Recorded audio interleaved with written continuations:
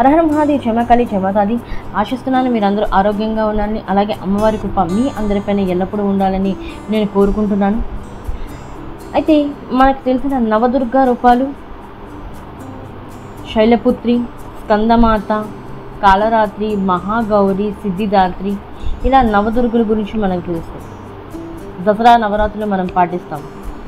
కొంతమంది చైత్ర నవరాత్రులు, గుప్త నవరాత్రులను పాటిస్తారు. నార్త్ సైడ్ అయితే శ్రీరామనవమి అవచ్చు. మనం ఇక్కడ నవరాత్రులు ఎలా జరుపుకుంటామో శ్రీరాముడివి, అక్కడ అమ్మవారి నవరాత్రులు జరుపుకుంటారు. చైత్ర నవరాత్రులు, అలాగే గుప్త నవరాత్రులు జరుపుకుంటారు హోలీ సమయంలోనే. అయితే ఎలాగైతే మనం దసరా నవరాత్రుని అమ్మవారి నవదుర్గలను మనం పూజిస్తామో, నవదుర్గ రూపాలు ఉన్నాయో, అలాగే ఆ త్రిపురేశ్వరి, సకల లోకేశ్వరి, చాముండేశ్వరి, అమ్మవారు దుర్గా యొక్క రూపాలు తాంత్రిక సాధనాల్లో కూడా, తంత్ర విద్య మార్గంలో కూడా 9 నవదుర్గ రూపాలు ఉన్నాయి. వాటి యొక్క సాధనలు కూడా ఉన్నాయి. ఈరోజు మనం వాటి గురించి తెలుసుకుందాం. దీపదుర్గా అనేసి, లావణ్య దుర్గా అనేసి ఎన్నో రూపాలు ఉన్నాయి తాంత్రిక విద్యల్లో కూడా. ఈరోజు మనం ఆ తంత్ర విద్యలోని అమ్మవారి నవదుర్గా స్వరూపాల గురించి తెలుసుకుందాం. అలాగే వారి యొక్క సాధన చేయడం వల్ల ఎటువంటి ఫలితాలు లభిస్తాయని మనం తెలుసుకుందాం. అయితే తాంత్రిక మార్గంలోని, తంత్ర మార్గంలో మొట్టమొదటి నవదుర్గల్లోని మొదటి స్వరూపం ఏంటి అంటే దీపదుర్గాదేవి. ఈమె దీపంలో విరాజమానమై ఉంటుంది. దీపదుర్గ సాధన ఉంటుంది, అంటే దీపాన్ని సాధిస్తారు. అమ్మాయి దీప రూపంలోని ప్రజ్వలిస్తుంది, అగ్ని రూపంలో. దీపదుర్గా అంటారు. అయితే దీపదుర్గా సాధన వల్ల ఎవరైతే ఈమె సాధన చేస్తారో వాళ్ళకి వాళ్ళ యొక్క జీవితం ప్రకాశవంతంగా ఉంటుంది. అంధకారం అనేది ఉండదు. అంధకారం అంటే మనం మనిషిలో ఉండే వికారాలనే అంధకారంగా చెప్తారు అమ్మవారు. కామం, క్రోధం, లోభం, ఈర్ష, ఇవన్నీ తగిన పరిమితిలో ఉండాలి ప్రతి ఒక్క మనిషిలో. తక్కువ ఉండకూడదు, ఎక్కువ ఉండకూడదు. అమ్మవారు అలాంటి వికారాలను దూరం చేసి మన జీవితాన్ని ప్రకాశవంతంగా చేస్తారు. అలాగే దీపదుర్గా సాధన ద్వారా అనుకున్న వాటిని మనం సాధించవచ్చు, ఎటువంటి అడ్డంకులు లేకుండా. అలాగే దీపదుర్గని ఎవరైతే సాధిస్తారో, మనం సాధారణంగా దీపంలో ఆయిల్ వేస్తుంటాం, నూనె వెలిగిస్తుంటాం, ఒత్తిని వెలిగిస్తుంటాం. బట్ దీపదుర్గ ఎవరైతే సాధన చేస్తారో దాని అంతటా అదే దీపం అనేది ప్రజ్వలిస్తూ ఉంటుంది. మీరు ఆ దీపంలో నూనె వేసినా వేయకపోయినా, అంటే ప్రకాశాన్ని ఇస్తూ ఉంటుంది నిరంతరం. ఎవరైతే దీపదుర్గా సాధన చేస్తారో ఎటువంటి అడ్డంకులు ఉండవు వాళ్ళ జీవితంలోనే. అమ్మవారు వాళ్ళ యొక్క వికారాలన్నింటినీ దూరం చేస్తారు దీపదుర్గా సాధన ద్వారా. అండ్ రెండవది అసురదుర్గా. అమ్మవారు రెండో అసురదుర్గా స్వరూపం. ఈ అసురదుర్గా స్వరూపాన్ని మనం నార్మల్గా దేవీ దేవతలు పూజ చేయరు. అసురదుర్గ పేరులోనే ఉంది. అసురులు, రాక్షసులు ఈ అమ్మవారిని ఎక్కువగా పూజిస్తుంటారు. పరిపరి విధాలుగా శక్తుల్ని పొందడానికి, సిద్ధుల్ని పొందడానికి. అసురీమాతా దుర్గా అనేసి, అసురీమాతా దుర్గాని ఎవరైతే పూజిస్తారో వారికి శత్రుభయం ఉండదు. అంటే అసురుడికి, రాక్షసుడికి వాళ్ళ అసురత్వం అనమాట, వాళ్ళ రాక్షసత్వం ఉంటుంది, క్రూరభావం.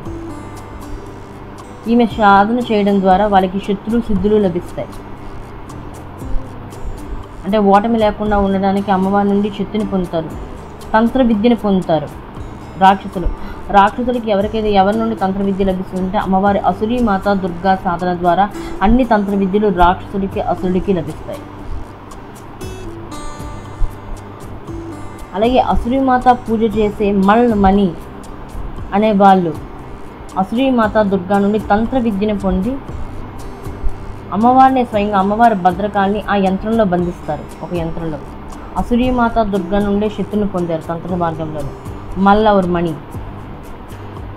ఆమె నుండే శక్తులు పొంది యంత్రాన్ని నిర్మించి ఆ యంత్రంలో అమ్మవారిని బంధించారు, భద్రకాళిని.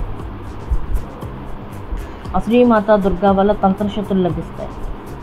సాక్షాత్తుగా భద్రకాళిని ఒక యంత్రంలో బంధించారు. మల్మణి, వీళ్ళు అసురుడే మల్మణి వాళ్ళు. ఈమె సాధన చేయడం ద్వారా శత్రు భయం అనేది ఉండదు, విజయాన్ని సాధిస్తారు.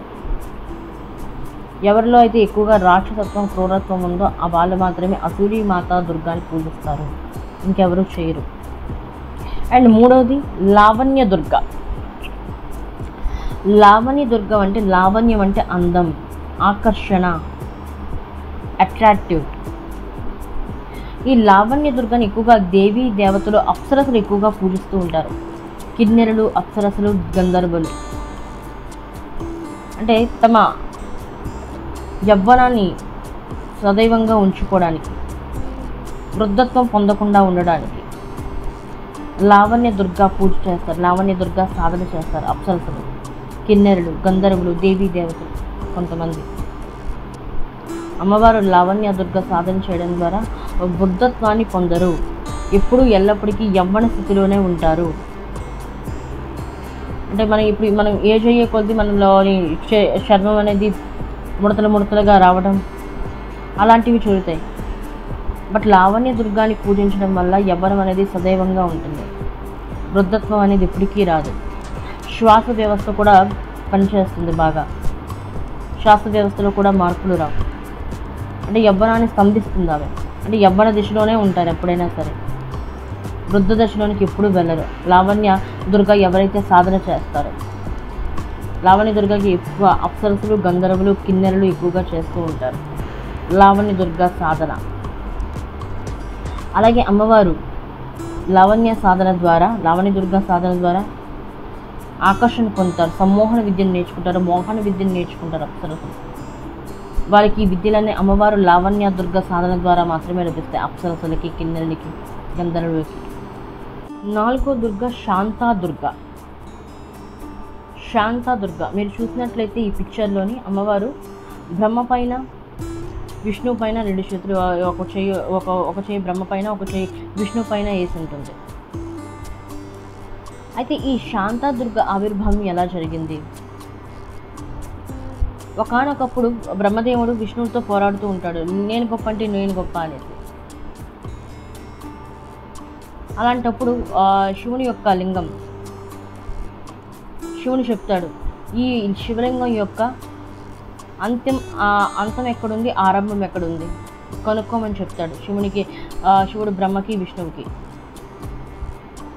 అయితే విష్ణువు యొక్క అంతిమ స్థానం కనుక్కోలేకపోతాడు. బ్రహ్మదేవుడు అబద్ధం చెప్తాడు, ఒక పువ్వుకి అబద్ధం చెప్పమని చెప్తాడు, దాన్ని కేతకీ పుష్పం అంటారు. ఇప్పటికి కూడా శివలింగంకి కేతకీ పుష్పాన్ని అర్పించరు. అలాగే లావణ్య దుర్గకి, శాంతా దుర్గకి ఇప్పటికీ కేతకీ పుష్పాన్ని అర్పించరు. వాళ్ళ యొక్క పూజలోని కేతకీ పుష్పాన్ని అర్పించడం వర్జ్యం, అంటే పూజ అనేది ఖండితం అవుతుంది. అయితే ఆ శివలింగం యొక్క దానికి అంతము లేదు, ఆరంభము లేదు. అయితే ఆ శివలింగం యొక్క మొదటిది కింద స్థానంది, లింగస్థానం కింద స్థానాన్ని శక్తి రూపంగా చెప్తారు. ఆ శక్తి రూపమే శాంతా దుర్గగా ప్రకటమైంది. ఇప్పటికే తంత్ర మార్గంలో చూసినట్లయితే కౌలాచారంలోని అమ్మవారు శాంతా దుర్గ అంటే హిరణ్య గర్భంగా చెప్తారు శాంతా దుర్గనే. ఆ హిరణ్య గర్భం నుండి శివుడు, రుద్రుడు, బ్రహ్మదేవుడు, విష్ణువు ఆవిర్భవించారని చెప్తారు. శాంతా దుర్గయే అమ్మవారికి రుద్రుడికి సంహారకారకుడిగా చెప్పింది, బ్రహ్మని రచనకారకుడిగా చెప్పింది, అలాగే విష్ణువుని పాలనకారకుడిగా చెప్పింది. వాళ్ళ పనులను అప్పచెప్పింది శాంతామాత దుర్గా రూపంలోని. ఎవరి పనులకు వాళ్ళు అప్పచెప్పింది. బ్రహ్మదేవునికి బ్రహ్మతత్వాన్ని, విష్ణువుకి విష్ణుతత్వాన్ని, శివునికి రుద్రుడికి రుద్రతత్వాన్ని.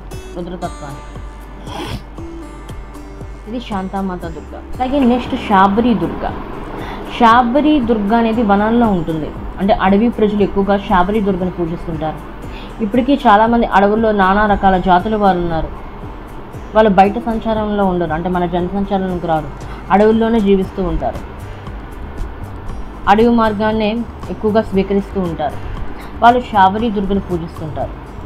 అయితే శాబరి దుర్గ ఎవరైతే సాధన చేస్తారో వాళ్ళకి ఎక్కువగా అడవి ప్రజలు వేటకు వెళ్తుంటారు, జంతువులు పడుతుంటారు, ఆ జంతువులే తింటుంటారు. శాబరి దుర్గ సాధన ద్వారా వాళ్ళకి రోజు పొట్ట నింపుకోవడానికి వేట ద్వారా కొన్ని పశువులు అనేవి లభిస్తాయి. అలాగే నానా రకాల ఔషధాలు లభిస్తాయి. అలాగే ఇది అడవిలో ఎక్కువగా క్రూర మృగాలు ఉంటాయి, హింసాత్మక మృగాలు ఉంటాయి. అలాంటి మృగాల నుండి శాబరీదేవి స్వాధీనం ద్వారా అటవికలు, అడవుల్లో నివసించే వాళ్ళు రక్షణ పొందుతారు ఆమె సాధన ద్వారా. అయితే ఎవరైతే మనం శ్రీరామ కథలోని రామాయణం వినే ఉంటారు చాలామంది. రామాయణంలో మాత శబరి ఉంటారు, శబరి మాత రామునికి పళ్ళు తినిపించేది కొరికి మరి. అయితే శాబరి దుర్గాని పూజించడం ద్వారా మాత్రమే శ్రీరాముని సాక్షాత్కారం పొందారు అని అంటారు, శ్రీరాముని కలుసుకున్నారని.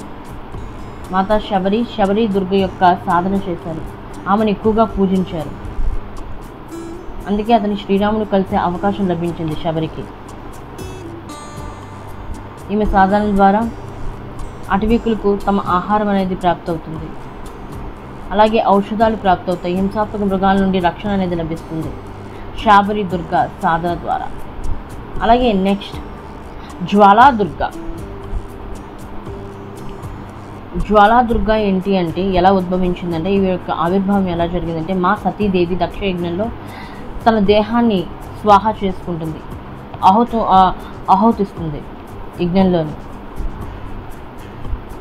అలా ఇవ్వడం ద్వారా అంటే అమ్మవారు తన కుండలిని శక్తితో తనకు తానే భస్మం చేసుకుంటుంది అగ్నితో.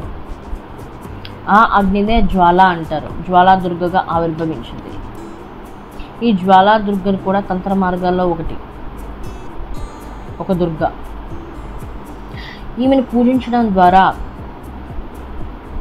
ఎవరైతే భయంతో ఉంటారో వారు నిర్భయులు అవుతారు జ్వాలాదుర్గ వల్ల. అలాగే శత్రువుల భయం అనేది ఉండదు ఈమె సాధన ఎవరైతే చేస్తారో. అలాగే ఎవరైతే ఈ పనిని చెయ్యలేరు అని అంటారో ఆ పని మా జ్వాలాదుర్గ సాధన ఎవరైతే చేస్తారో వాళ్ళు చేయగలుగుతారు. తేడా పనులు అంటారు, ఆ తేడా పనులు కూడా ఈ జ్వాలాదేవి ఎవరైతే సాధన చేస్తారో వాళ్ళు చేసి చూపిస్తారు ఆ పనులు కూడా. అలాగే మీకు ఇప్పుడు శాంతామాత దుర్గా అని చెప్పాను కదా, శాంతామాత దుర్గా సాధన ద్వారా ఏమేమి చేయొచ్చు అంటే కొన్ని నేను చెప్పలేదు. శాంతామాత దుర్గా సాధన ద్వారా కూడా అట్టడుగు లోయల్లో ఉన్న గనులను మనం తెలుసుకోవచ్చు. ఎక్కడెక్కడ ఏ గనులు ఉన్నాయి, ఏ పర్వత ప్రదేశాల్లో ఉన్నాయి అనేది శాంతామాత దుర్గా సాధన ద్వారా తెలుసుకోవచ్చు. జ్వాలామాత దుర్గా ద్వారా మీరు తేడా పనులను కూడా స్పష్టంగా చేసి వాటిని నివారించవచ్చు, అంటే ఆ ప్రాబ్లమ్ సాల్వ్ చేయొచ్చు మీరు. అంటే భయం నిర్భయం చేస్తుంది ఆమె జ్వాలాదుర్గ.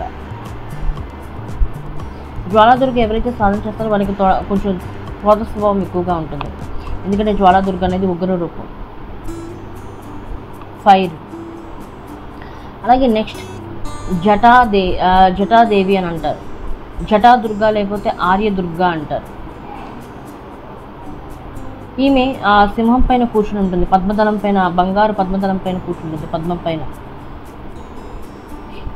ఈమెను ఎవరైతే పూజిస్తారో వాళ్ళకి అన్ని వేదాలు, ఉపనిషత్తులు, గ్రంథాలు వాటి యొక్క సమాచారం అంతా తెలుస్తుంది. అలాగే ఈమె సాధన ఎవరైతే చేస్తారో మీ తాత ముత్తాతల ద్వారా పుట్టు పూర్వోత్తరాలు ఏమేమి జరిగాయో అన్ని భూత భవిష్యత్ వర్తమానాలు కూడా ఈమె తెలియజేస్తుంది. జటావేద దుర్గా లేకపోతే ఆర్యదుర్గ.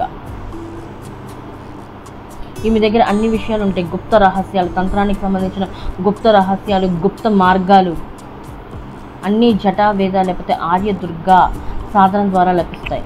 మీరు భూత భవిష్యత్ వర్తమానాన్ని తెలుసుకోవచ్చు, మీ తాతల ముత్తాతల కాలంలో ఏం జరిగింది అనేది కూడా ఈ సాధన ద్వారా తెలుసుకోవచ్చు, అమ్మవారి జటావేద లేకపోతే ఆర్యదుర్గ ద్వారా.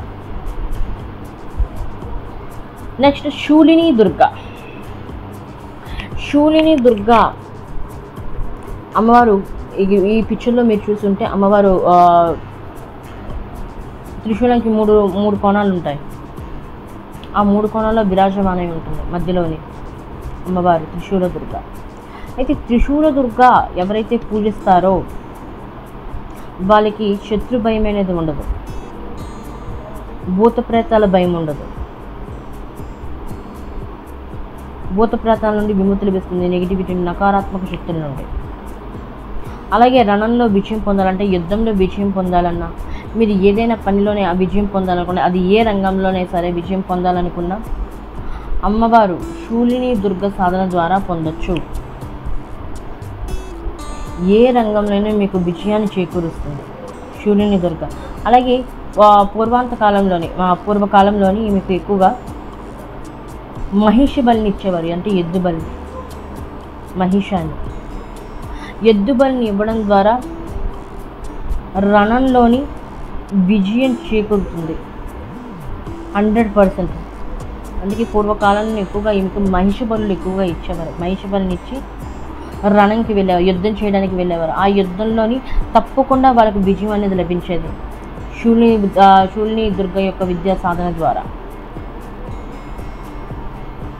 నెక్స్ట్ వనదుర్గ. అయితే ఈ వనదుర్గ సాధన ద్వారా వనదుర్గని ఎవరైతే పూజిస్తారో వాళ్ళకి వనంలో ఉండే ఔషధాల శక్తుల గురించి తెలుస్తాయి. వనం ద్వారా మనకి ఎన్నో లభిస్తాయి, కట్టెలు లభిస్తాయి, ఇంధనాలు లభిస్తాయి, ఔషధాలు లభిస్తాయి, పూలు పండ్లు ఇవన్నీ వనం ద్వారా మనకు లభిస్తాయి, అడవుల ద్వారా. అలాంటి అడవికి దేవత ఎవరు అంటే వనదుర్గ. వనదుర్గ సాధన కూడా ఉంటుంది. వనదుర్గ సాధన ద్వారా ఎటువంటి వ్యాధిని నయం చేస్తాయి.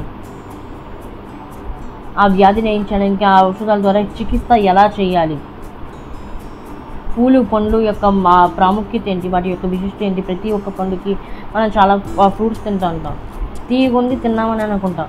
బట్ ఆ ప్రతి ఒక్క ఫలం వెనుకాల రహస్యం ఏంటి, ఆ ఫలం ద్వారా ఎటువంటి తంత్రాలను చేయొచ్చు, ఆ ఫలం ద్వారా ఎటువంటి ఫలితాలు లభిస్తాయి, ఇవన్నీ విషయాలు మనం వనదుర్గ సాధన ద్వారా తెలుసుకోవచ్చు. ఇవే మన తంత్ర మార్గంలో ఉండే నవదుర్గా రూపాలు. చాలామందికి వీటి గురించి తెలియకపోవచ్చు. ఆల్రెడీ మీరు చాలామంది ఆ వెబ్సైట్లో చూసుండొచ్చు, యూట్యూబ్లో చూసుండొచ్చు, లేకపోతే ఫోటోలు చూసుండొచ్చు, మీరు పినిస్ట్రెస్ట్లో ఫోటోలు చూసుండొచ్చు. బట్ ఫోటోలు చూసి మాత్రమే ఉండొచ్చు, వాళ్ళ ఫోటోల వెనకాల ఉన్న చరిత్ర ఏంటి, హిస్టరీ ఏంటి, దీని వెనకాల ఉన్న కథ ఏంటని మీకు తెలియకపోవచ్చు. ఇది తంత్ర మార్గంలోని ఈ నవదుర్గలను పూజిస్తూ ఉంటారు. మనం ఎలాగైతే దక్షిణాచారంలో శైలపుత్రి వీటన్నిటిని పూజిస్తామో, తంత్ర మార్గంలో ఈ నవదుర్గలను ఎక్కువగా పూజిస్తూ ఉంటారు. ఆశిస్తున్నాను ఈ వీడియో మీకు అందరికీ నచ్చిందని.